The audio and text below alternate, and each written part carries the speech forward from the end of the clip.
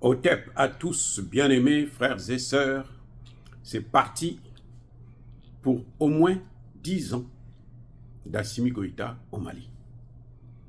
Le peuple malien a tranché. Eh oui. Et la jeunesse malienne a tranché. Et c'est ça la vraie démocratie. Les Maliens ont décidé, lors du dialogue intermalien,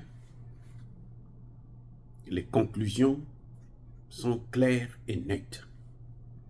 5 ans de transition, plus organisation des élections, avec la possibilité, sinon l'obligation, d'Assimi Goïta d'être candidat. Pourquoi je parle de 10 ans? Parce que ce dialogue-là ne peut pas prendre des décisions rétroactives. C'est-à-dire que des décisions qui vont tenir compte du temps passé avant le dialogue national. Ce dialogue est fait pour l'avenir, donc il court, les 5 ans de transition courent à partir du moment où ils ont pris la décision. Donc c'est en 2024 que commence justement la première année. 2024, mai 2024 jusqu'à mai 2025, ce sera un an. Et donc, la transition a lieu jusqu'à 2029. Ce n'est qu'après qu'on va organiser les élections pour que le Mali puisse avoir un président. Je suis tout à fait d'accord avec cette position, puisque c'est le peuple qui a tranché. Mais moi, je dis, en principe, la transition devrait durer le temps de la fin de la guerre totale. Et puis, la résolution de tous les problèmes qui sont attachés à la création de l'AES, la Confédération plus la Fédération. Parce que si le Mali organise des élections aujourd'hui, et le Burkina Faso n'a pas d'élection, le Niger n'a pas d'élection, ou le Niger a des élections, ça ne pourra pas faire fonctionner l'AES. Donc, en fait, au final, il faut que, comme on va vers une confédération, avant d'aller vers la fédération, il faut qu'il y ait concordance. C'est-à-dire que la décision qui est prise au Mali doit être pareille avec celle du Burkina Faso et du Niger. Donc la période où on veut organiser des élections doit être la même. Eh oui, il faut absolument. Et les constitutions de ces pays doivent être les mêmes. En tout cas, en ce qui concerne les grandes lignes. Sinon, la confédération ne pourra pas marcher. Ah oui. C'est ça le problème. Donc, je crois que c'est déjà très bien d'avoir une idée. Parce que le problème, il faudrait que les Maliens comprennent. Les Africains comprennent. Notre problème, ce n'est pas la démocratie. Ce n'est pas que nous sommes contre la démocratie, non. C'est un des systèmes qui permet au peuple de s'exprimer, de choisir lui-même le leader qui va les guider. Mais ce n'est pas ça, puisque la démocratie n'a pas encore marché chez nous. Tous les problèmes que nous avons là, c'est dû à la démocratie. Quand un président est démocratiquement élu, il fait ce qu'il veut, puisqu'il est soi-disant démocratiquement élu. Et quand nous organisons des élections, il y a toujours l'Occident qui vient pour dire « Non, c'est pas bien passé, ils veulent nous juger ».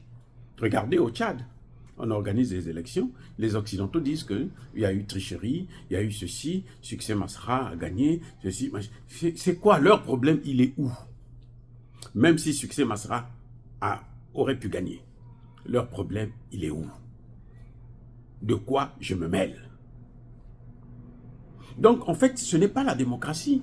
Ceux qui ont bousillé Ibeka, ATT, qui ont plongé le pays. ATT, c'est avec ATT que le terrorisme a commencé. Il n'a pas pu régler. Un général d'armée, il n'a pas pu régler le problème.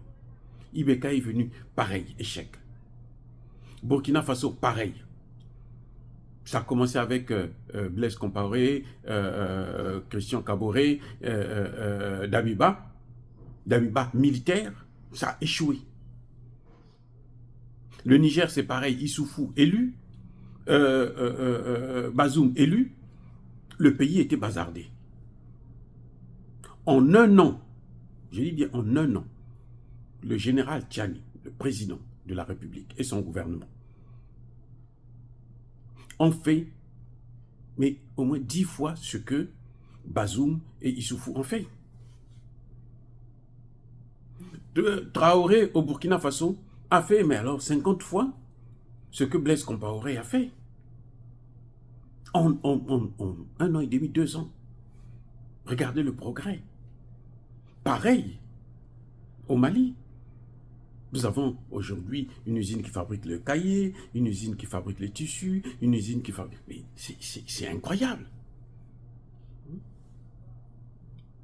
On a des raffineries ici, transformation de tomates, ainsi de suite. C'est le travail qu'ils font, qu'ils ont fait, il est... Mais alors, il n'y a pas photo avec ce que les soi-disant démocratiquement élus ont pu apporter. Donc le problème, il faut bien que les gens comprennent, ce n'est pas la démocratie. La démocratie n'a jamais développé un pays, même pas l'Occident. Les Occidentaux, là, ils se sont développés par le pillage des matières premières en Afrique.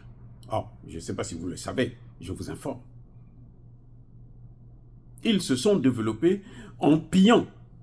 C'est l'esclavage et la colonisation qui ont fait ce qu'ils sont aujourd'hui. Ce n'est pas la démocratie. Ce n'est pas la démocratie du tout, du tout, du tout. La Chine, ce qu'elle est devenue, ce n'est pas la démocratie. Donc la démocratie, eux, ils nous imposent un système et nous ne sommes pas obligés de suivre le système que eux, ils nous imposent. Si la démocratie était tellement bonne, croyez-moi, ils n'allaient jamais nous laisser organiser des élections sur nous. Je reprends. Si la démocratie était bonne, ils n'allaient jamais nous permettre d'accéder à ce système-là. De même qu'ils savent que si nous gérons nos matières premières nous-mêmes, si nous sommes autonomes, on va se développer. Et comme ils ne veulent pas qu'on se développe, ils font tout pour que nous ne puissions pas avoir de liberté. Regardez ce qu'ils ont fait au Congo démocratique. C'est ça. Donc, dire que il faut, dans 5 ans, il faut organiser des élections, c'est très bien, ça donne une idée. Mais je pense que même la constitution malienne doit être revue. Après, quand on aura installé toutes les institutions, il faut qu'on regarde tout ça. La constitution doit être amendée. Et oui, elle doit être adaptée au système, à la confédération et à la fédération. Ah ouais, ça va de soi, les gars. Mais, en tout cas, nous saluons ce peuple qui a proposé, hein, ils ont fait une bonne proposition, qu'on puisse donner un peu plus de temps à cette transition pour s'installer, vraiment pour continuer à faire les innovations qu'ils sont en train de mener actuellement dans le domaine de la sécurité, dans le domaine de l'économie. Et maintenant, après, bon, on verra la suite, comment on pourra organiser les élections. Mais il y a un avantage, c'est qu'au moins, ils demandent à ce que Assimi Goïta puisse avoir la possibilité d'être candidat. On ne pose pas des conditions qu'il faut qu'il démissionne 4 mois avant, il faut qu'il sorte de l'armée, il faut ceci. Non, c'est son métier, l'armée. Il peut dire que non, je ne suis plus militaire. C'est son métier. S'il veut maintenant être candidat, il pose sa candidature normalement. Voilà. Le général de Gaulle n'avait jamais démissionné pour être président ou pour être candidat. C'est parce qu'il a perdu. Voilà, c'est la moindre des choses. Donc, on ne peut pas nous imposer. Il y a une autre chose qui est très avantageuse, que je salue. Là, vraiment, je n'ai aucune discussion là-dessus. C'est le fait que ces 6 colonels-là méritent le grade de général.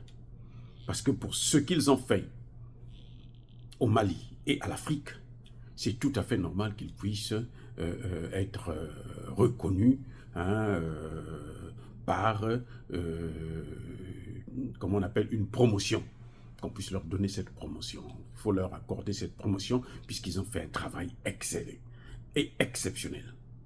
Vous voyez, c'est pas facile de trouver en Afrique 5 ou 6 personnes qui ont le même grade et qui sont unanimes sur une personne qui dirige et puis les autres suivent chacun à sa place. C'est pas facile en Afrique. Parce que les Occidentaux misaient beaucoup sur la division entre ces colonels-là.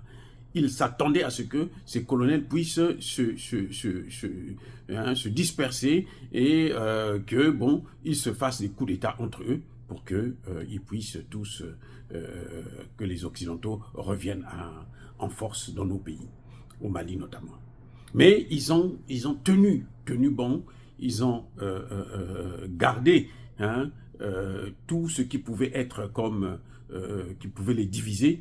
Ils ont mis ça de côté pour privilégier l'intérêt de la nation. Et ça, c'est quelque chose qu'il faut saluer. Mais alors, c'est une grande première en Afrique. On trouve rarement des généraux, des colonels, des hauts gradés de l'armée s'entendre pour une cause, sauf lorsqu'elle est mauvaise. Quand elle est mauvaise, là, quand c'est au détriment de l'Afrique, ils s'entendent tous. Eh oui, ils s'entendent pour détruire le pays. Mais comme là, nous voyons au Mali, ils s'entendent pour privilégier l'intérêt de la nation. C'est vraiment quelque chose à saluer.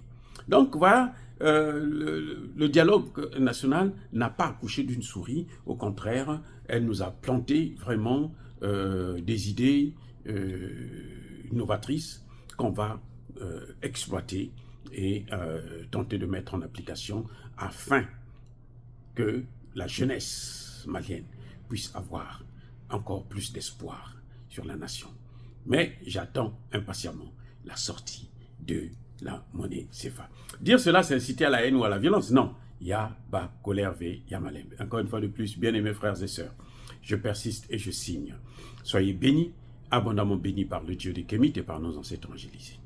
Mais que tous ceux qui persécutent le continent africain le pillent et le déstabilisent, qu'ils soient noirs, blancs, chinois, arabes, juifs, indiens ou qui qu'ils soient punis, maudits, foudroyés, neutralisés, écrasés, effacés par le Dieu des Kémites et par nos ancêtres évangélisés. Vive l'Afrique éternelle, j'ai dit et j'assume.